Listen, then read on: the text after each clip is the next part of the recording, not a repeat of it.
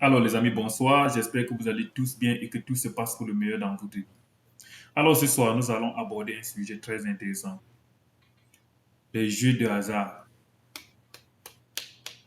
Dans cette vidéo, vous allez comprendre comment j'ai perdu 7 500 $, l'équivalent de près de 5 millions en 2 jours. Le premier jour, c'est que j'avais misé 5 000 $ sur une seule équipe. Et dans 5 000 $, je devais gagner maximum, je pense que ça fait plus de 3 ans. Je devais gagner 7 500 $ en tout. Donc, les 5 000 devaient me donner 2 500 $. Et c'était une cote sûre. Imaginez le Real qui va jouer avec peut-être Las Palmas. Tu te dis que le Real va gagner. Et comme tu te dis que le Real va gagner, la cote est petite, mieux tu mets beaucoup d'argent. J'ai pris 5 000 $, j'ai mis sur une équipe. Je vais vous expliquer comment est-ce que ça s'est passé. Et le lendemain, voulant récupérer mes 5 000 $, j'ai mis 2 500 $ et j'ai perdu 7 500 $ en 2 jours. Donc, restez à la fin de cette vidéo, vous allez comprendre comment est-ce que je m'en suis sorti vivant. Parce que le truc là amène d'autres personnes. Les jeux au hasard, c'est pas la blague, c'est pas l'ami de quelqu'un. Comment est-ce que je me suis dit, je ne veux plus jamais jouer au hasard et j'ai complètement arrêté de jouer à ça.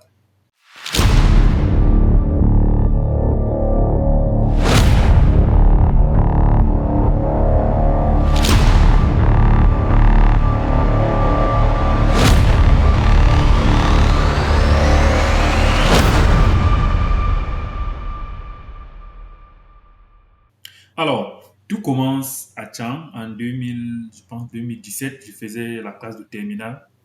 Jusque-là, je n'avais jamais joué au hasard. L'un de mes cousins avec qui je vivais dans la même chambre perd son âme. Euh, il rentrait de classe un soir. Puisque je vivais avec lui, on souffrait ensemble dans la même chambre. Le gars me dit, en sortant de la maison le matin, est-ce que j'avais l'argent? J'ai dit non. Le gars ouvre sa main. Je vois 3 500. Je dis, tu as fait comment? Il me dit, j'ai joué au jeu des hasards, gars. Là, le truc là, c'est même facile. C'est pas comme le pari foot où tu vas miser. Non, c'est facile. Il y a 2 couleurs seulement. Tu choisis la couleur sur laquelle ça va tourner et tomber. Si ça tombe sur la couleur que tu as choisie, tu gagnes le double. Il y a 3 douzaines. Si tu choisis une bonne douzaine, tu gagnes le triple. Je me suis dit, seulement ça? Le gars me dit oui. Le lendemain, je me suis dit, gars, amène-moi là-bas. J'avais 500 avec moi. J'avais 500 à la maison.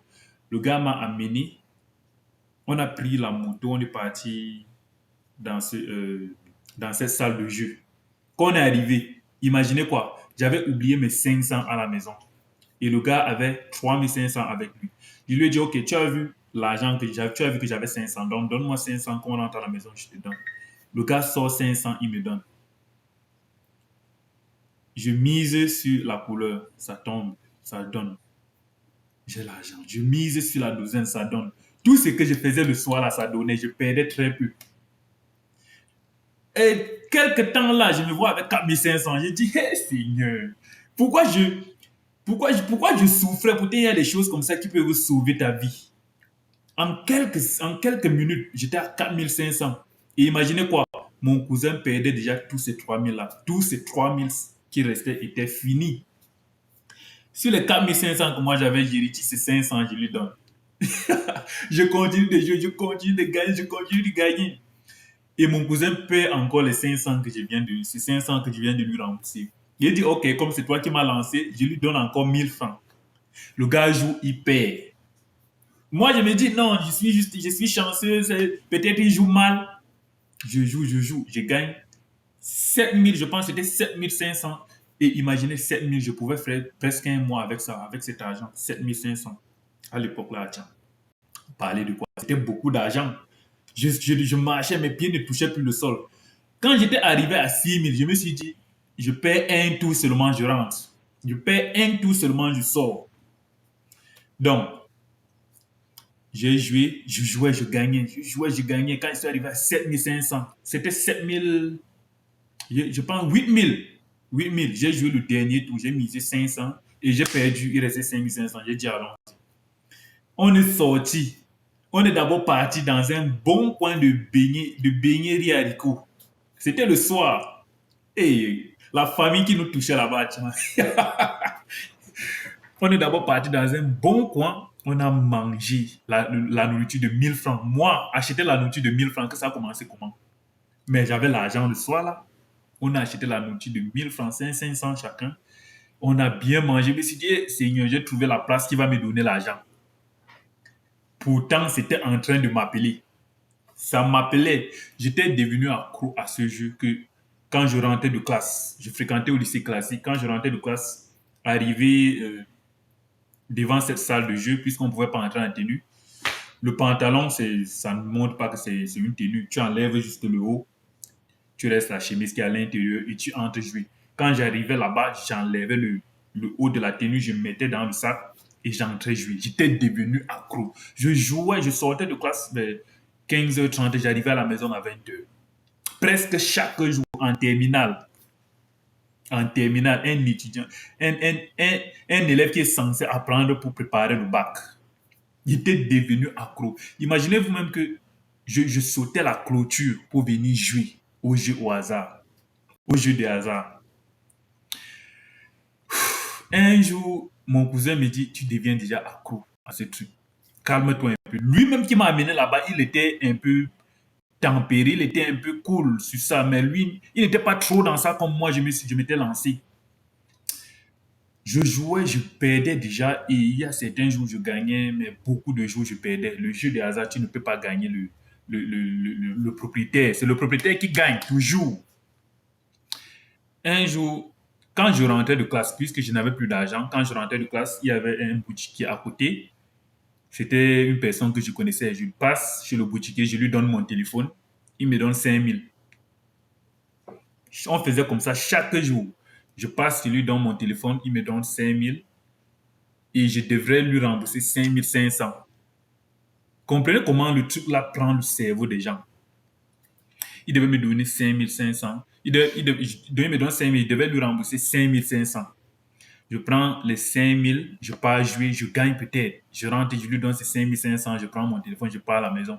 J'ai fait ça peut-être 7 fois. Mon cousin me dit un soir que tu vas perdre ton téléphone, ne fais plus ça. Si tu n'as pas l'argent, ne joue pas. Il dit, gars, j'ai compris le système. J'ai compris comment on joue, je ne peux pas perdre. Il l'a dit ça, ça n'a pas fait 3 jours. J'ai fait le lendemain, j'ai gagné. 2 jours après, j'ai gagné. Le troisième jour, je suis passé. Je lui donne mon téléphone. Il me donne 5000. Je pars jouer, je perds. La sueur commence à sortir sur moi. Je rentre encore le voir. C'est un téléphone qui valait peut-être 17 000, 20 000. Je rentre, non, même 25 000 parce que j'avais acheté à plus de 30 000. J'avais déjà utilisé. Je rentre le voir encore. Je lui dis, donne-moi encore 5 000. Le gars me donne.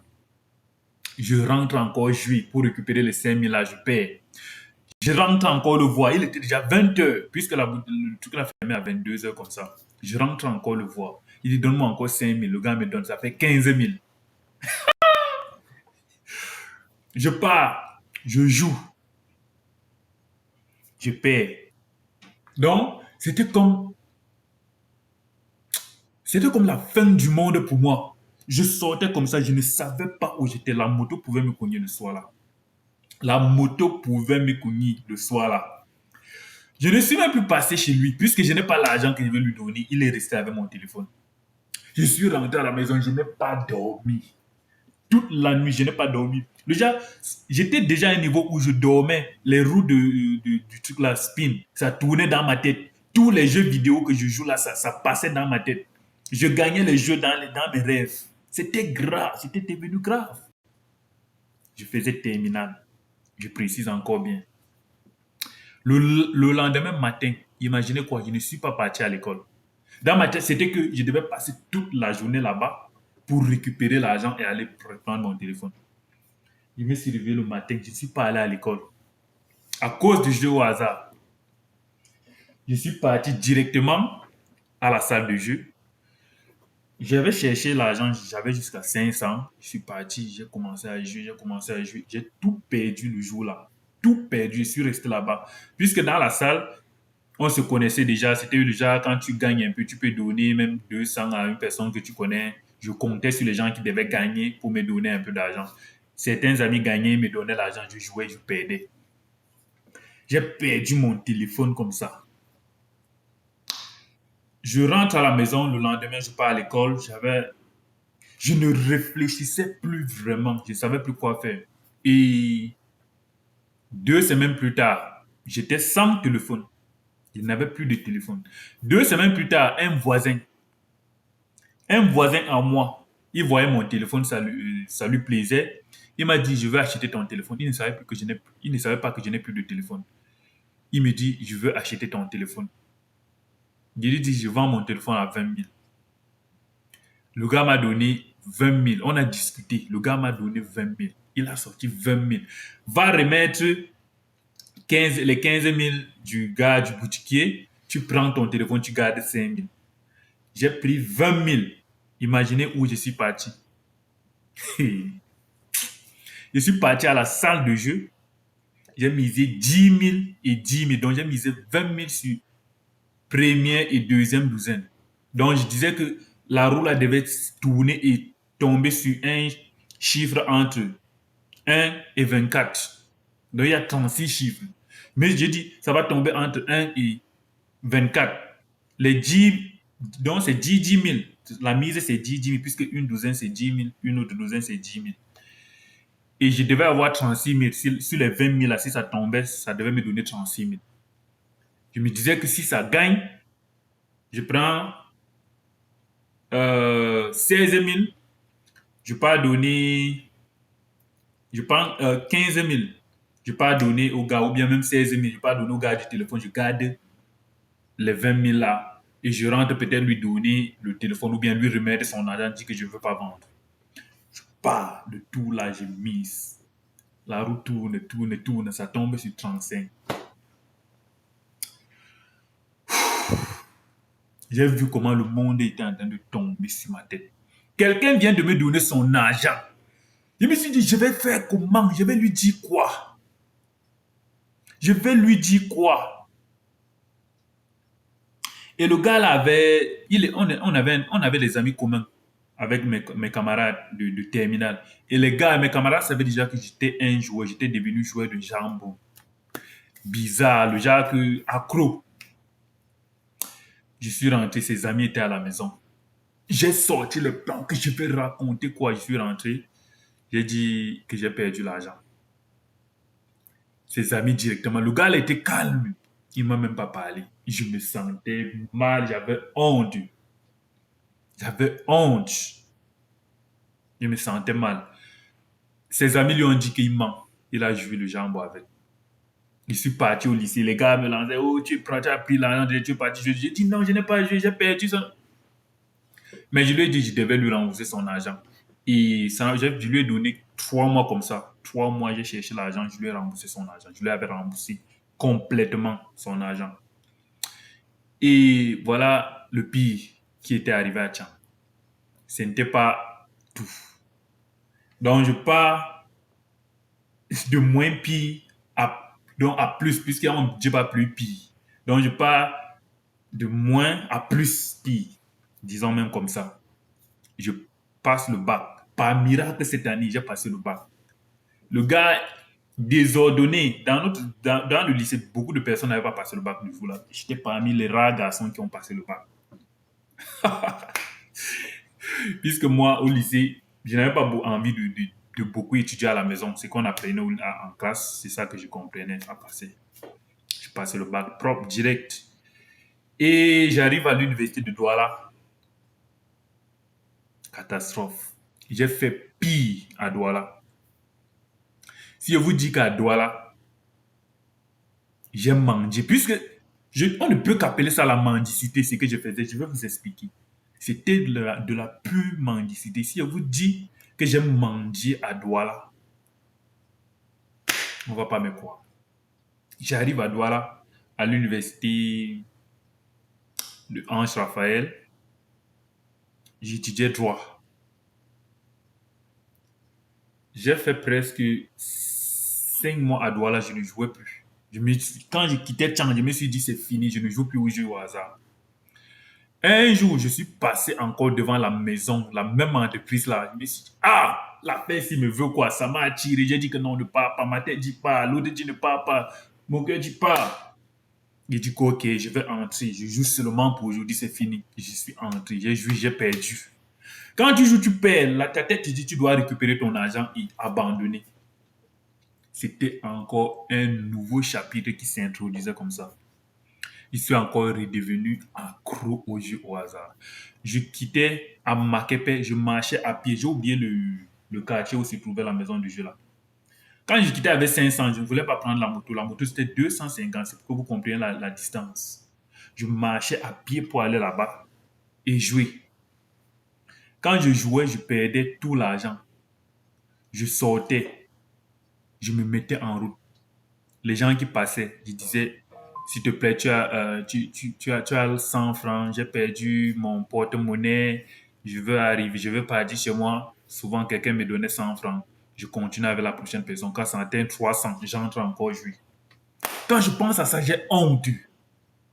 Quand je pense à ce que j'ai fait à Douala, j'ai honte. Je me demande si c'était vraiment moi. C'est ça que je faisais à Douala. Il y a des personnes qui m'insultaient, que dégage là, tu ne peux pas aller travailler. Je n'avais pas honte. Quand tu joues à ça, je vous dis, j'ai vu les mototaximans qui étaient dépressifs à cause du jeu au hasard. Le truc là peut tuer. Ça tue, c'est même pas que ça peut tuer, ça tue. C'est pour ça que je vous dis, si je suis sorti de ça vivant, c'est que c'est Dieu. C'est Dieu qui m'a sauvé. Et je faisais ça régulièrement. Et imaginez quoi, je demandais même l'argent 2 fois peut-être à une même personne, peut-être la personne qui m'a donné, et peut-être en rentrant, je ne le reconnais pas, mais lui, il m'a reconnu. Je n'ai pas encore lui demandé le même argent que j'ai perdu, avec le même motif. Le gars me dit, dégage tout là, c'est pas à toi que j'ai de l'argent tout à l'heure. Je ne sais même pas, Seigneur Dieu. Bref, je quitte donc Douala en 2018. Je viens aux États-Unis. 2019 passe, 2020 passe. J'ai fait 2 ans aux États-Unis sans plus jamais jouer au jeu de hasard. Jamais. Je me suis dit, je ne veux plus jamais jouer. Puisque dans ma tête, les applications du jeu au hasard du Cameroun ne passent pas ici.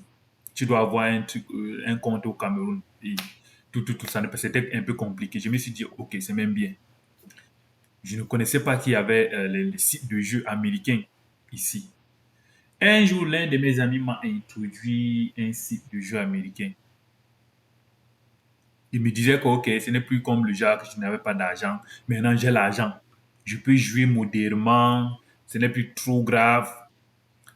J'ai commencé à jouer. Je jouais modérément. Je misais moins de 50 dollars. Après, je suis monté à 100 dollars. Quand je misais trop, c'était 100 dollars, 150 dollars, 200, jusqu'à 250. C'était mon plafond sur les jeux. Je misais, je jouais, je perdais, je jouais, je gagnais. Jusqu'à un jour, l'argent que j'avais épargné, j'ai retiré 5000 dollars dans mon compte. Avant de faire cette vidéo, j'ai appelé, le truc, l'application s'appelle MyBookie. J'ai appelé MyBookie parce que je devais faire la vidéo avec les preuves pour vous montrer. J'ai appelé MyBookie pour leur dire, est-ce que je peux avoir mon historique, l'historique de mes dépôts dans leur compte. J'ai déposé plus de... Je pense que tout ce que j'ai déposé dans MyBookie dépasse 50 000 dollars depuis que je jouais. Les gars m'ont refusé parce que je voulais partir dans mon historique de dépôt pour vous montrer les dépôts de 5 000 dollars que j'avais fait en un jour et j'ai joué en un jour. J'ai perdu 5 000 dollars en un jour. Donc c'était comme la fin du monde. J'ai vécu tout sur les jeux de hasard. Le lendemain, je me suis dit, ok, je récupère mon argent, je ne joue plus jamais. J'ai mis 2500. J'ai encore perdu 2500 en un jour. Je pouvais mourir, j'étais dépressif. Personne ne connaît, ma mère n'a jamais connu ça. Beaucoup de membres de ma famille vont voir ça, ils seront étonnés. Mon grand frère n'a jamais connu. Ma grande soeur n'a jamais su ça. C'est moi seul qui savais ce qui se passait. À un moment, je ne restais pas comme ça avant que je m'introduise dans les jeux de hasard. Je ne restais pas avec moins de 7000 dollars dans ma banque. Mais quand je me suis mis à jouer, je suis devenu accro, chaque fin du mois, je devais prêter l'argent à un ami pour couvrir ma fin du mois et le rembourser la semaine qui suivait. Donc, je ne restais plus avec l'argent. Le gars, Tu crois que tu gagnes quand tu mises peut-être un jour, tu vas gagner $1000, $1500. Tu as d'abord perdu combien avant de gagner tout ça? À la fin, c'est le propriétaire du jeu de hasard qui gagne. J'ai fait tout ça, ça ne m'a amené rien. Ça ne m'a amené rien. Je priais Dieu que Seigneur, sors-moi dans ça. Je vais faire comment pour sortir. Je ne savais plus. Je jouais à ça à tout moment. À tout moment. Un jour, c'est vraiment Dieu qui m'a aidé à sortir de ça. Parce que quand tu crains Dieu, il y a certains trucs que tu peux arrêter seulement pour Dieu. À un moment, puisqu'au moment là, je partais à l'école et mon plus grand rêve, c'était d'avoir mon bachelor. De finir mon école, donc avoir mon bachelor. Un soir, quand je priais, j'ai dit à Dieu que, ok, je me suis dit, je prends donc une décision maintenant. Devant Dieu, je me suis dit, ok, Dieu, toi-même, tu m'écoutes. Si moi encore, je prends mon téléphone, je joue au jeu de hasard, fait à ce que je n'obtiens jamais ce bachelor dans ma vie. C'était trop cher pour moi, c'est ce que je cherchais. Et fait que tous mes projets que je pense ne donnent pas. Et que j'ai dit à Dieu, si je lui ai dit si je joue encore à ça avant mon bachelor. Donc le genre je faisais le genre que ça me force, même si j'ai envie de jouer comment je pense à ça. Quand j'ai dit ça le lendemain, j'ai prié comme ça. C'était simple, ça paraît simple, mais le lendemain, c'était cool. Je n'ai plus joué une semaine, 2 semaines, 3 semaines plus tard. Quand je pensais toujours à vouloir jouer, je me suis dit, j'ai un engagement avec Dieu. C'est comme ça que j'ai arrêté. Comme ça que j'ai arrêté complètement de jouer. Donc les jeux de hasard là, ceux qui pensent qu'on devient millionnaire, c'est ça. Tu ne vas jamais devenir. Peut-être 2% de personnes vont devenir millionnaires sur le jeu de hasard. 2%, les gens qui misent sur les loteries, tout, les loteries gagnent les 5 millions. Mais sur ces 2% de personnes, regardez comment 95% de ces 2% là finissent. Ils ne finissent pas riches. Même si tu gagnes 1 million, c'est l'argent que beaucoup de personnes ont cotisé pour te donner. Il y a des gens qui ont perdu, ils sont en train de pleurer. Toi, tu ne peux rien faire de bon avec cet argent. C'est pour ça que les gens qui gagnent des millions finissent toujours bizarrement. Donc, si tu crois que tu es en train de gagner, tu gagnes sur les jeux de hasard, entre dans ton compte, vois ce que tu as déposé dans ce compte et vois combien tu as gagné. Tu vas voir que c'est le montant que tu as perdu qui est plus élevé que ce que tu as gagné. Je ne sais pas ce qu'ils mettent dans le truc là, parce que c'est tellement accro à un niveau que c'est... Toi-même, tu sais que ça te fait perdre, mais tu es attaché. Tu es déjà attaché à ça, tu ne peux plus laisser. Si tu n'es vraiment pas fort d'esprit, tu ne peux pas t'en sortir des jeux de hasard. C'est pour ça que moi, que je sois grand, que ma chaîne grandisse comme croide au monde, les jeux de hasard, c'est la dernière des choses que moi, c'est la dernière des choses que moi je peux conseiller à une personne de faire. Dans ma vie, notez ça, je ne pourrais jamais faire une publicité de jeux de hasard dans ma chaîne. Jamais de ma vie. C'est pour ça que je respecte les influenceurs qui ne promettent pas les jeux de hasard. Désolé pour l'appel. C'est pour ça que je respecte tellement des influenceurs qui ne font pas la promotion des jeux de hasard dans leur chaîne. C'est très dangereux. C'est très dangereux. Donc, si toi, tu regardes cette vidéo et tu as pensé une fois à jouer aux jeux de hasard, s'il te plaît, efface ça très loin de ta mémoire. Parce que ça ne va jamais t'amener nulle part. Les amis, je voulais juste partager cette petite expérience avec vous. Donc, si la vidéo vous a plu, tapez quelque chose en commentaire. Et n'oubliez pas de liker, de partager pour faire grandir la chaîne. Et n'oubliez pas aussi de vous abonner, les amis. Si c'est étant dit, on se voit à la prochaine vidéo. Peace.